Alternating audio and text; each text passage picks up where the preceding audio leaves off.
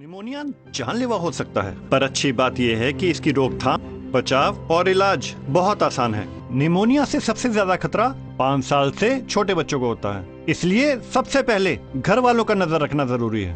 कई बार ये देखा गया है कि माता पिता अंधविश्वासी होकर या लापरवाह होकर किसी भी बीमारी के लक्षणों को नजरअंदाज कर देते हैं, और अगर ध्यान हटा, चिकित्सा में देरी हुई तो निमोनिया और भी ज्यादा गंभीर हो सकता है। इसीलिए याद रहे कि आपको ये गलती नहीं करनी है और चौकन्ना रहना है। छोटी से छोटी बात का बिल्कुल ध्यान रखें और आशा जी के संपर्क में रहें, इनकी मदद लें। आशा जी स्थिति को समझकर शुरुआती इलाज पर ध्यान देंगी, और अगर समस्या गंभीर होती है तो हम डॉक्टर आपके बच्चे को सही और समय पर उपचार हमेशा देने के लिए तैयार हैं। अगर बच्चे को साधारण सर्दी खांसी है तो बच्चे को निमोनिया नहीं है। निमोनिया 2 प्रकार का होता है और इसके 3 प्रमुख लक्षण होते हैं: सर्दी खांसी, तेज सांस चलना और छाती के निचले हिस्से का अंदर धंसना। अगर बच्चे की सर्दी खांसी बढ़े, साथ में तेज सांस चले और सांस लेते समय छाती का निचला हिस्सा अंदर धंसे या पसली चले तो उसे निमोनिया है। कुछ अतिरिक्त लक्षण जैसे आहार न लेना, उल्टी आना, बच्चे को झटके आना, नथुने फूलना, मतलब के बच्चे को गंभीर निमोनिया है। और ये जानने के लिए कि बच्चे को निमोनिया है कि नहीं, उसके सांसों की सही गिनती करना बहुत आवश्यक है।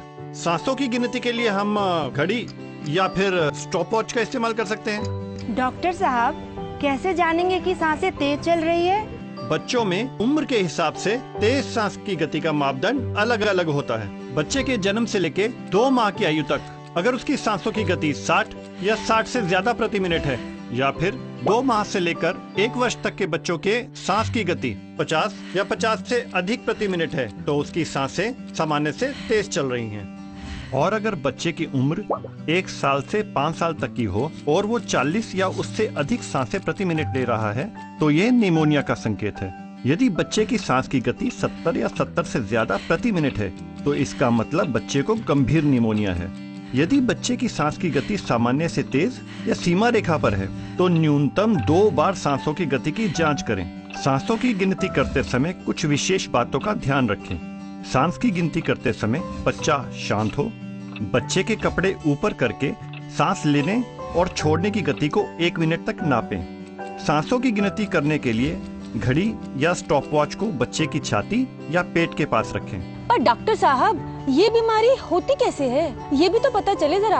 हाँ, कुछ जरूरी बातों का ध्यान रखकर हम बच्चे को निमोनिया और अन्य बीमारियों से बचा सकते हैं। जैसे बच्चे को जन्म से 6 माह तक सिर्फ माँ का दूध पिलाएं। 6 माह का होने के बाद बच्चे को ऊपरी अर्धठोस आहार शुरू करें और बच्चे का संपूर्ण टीकाकरण कराएं।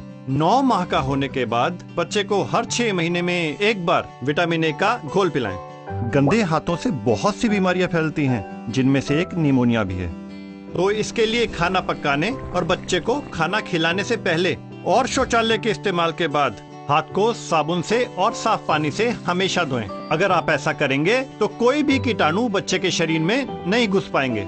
अगर बच्चा अधिक समय धुएं के आसपास रहे, जैसे रसोई के चूल्हे, बीड़ी, चिलम, सिगरेट इत्यादि से निकला धुआं, तो उससे बच्चे की सांसों पे बुरा असर पड़ सकता है। निमोनिया और इसके जैसी दूसरी कई बीमारियां हो सकती हैं। इसलिए ध्यान रहे कि घर में धुआं कम से कम हो। अपने घर और रसोई में खिड़कियां बनवाएं, जिससे धुआं आसानी से बाहर निकल सके। उचित मात्रा में पौष्टिक आहार न मिलने पर बच्चा कुपोषित हो जाता है और इससे भी निमोनिया जैसी बीमारियां हो सकती हैं। पौष्टिक आहार जिसमें कार्बोहाइड्रेट्स, प्रोटीन्स, मिनरल्स और फाइबर उचित मात्रा में मौजूद हो, वो बच्चे को हर बीमारी से लड़ने की क्षमता देता है। अगर बच्चे को ठंड से बचाकर न रखा जाए तो भी निमोनिया होने की संभावनाएं बढ़ जाती हैं। बच्चे को अच्छे से ढककर रखें, गर्म रखें, कपड़े पूरे पहनाएं, मगर इस बात का ध्यान रखें कि बच्चे की नाक और मुंह ना ढका हो।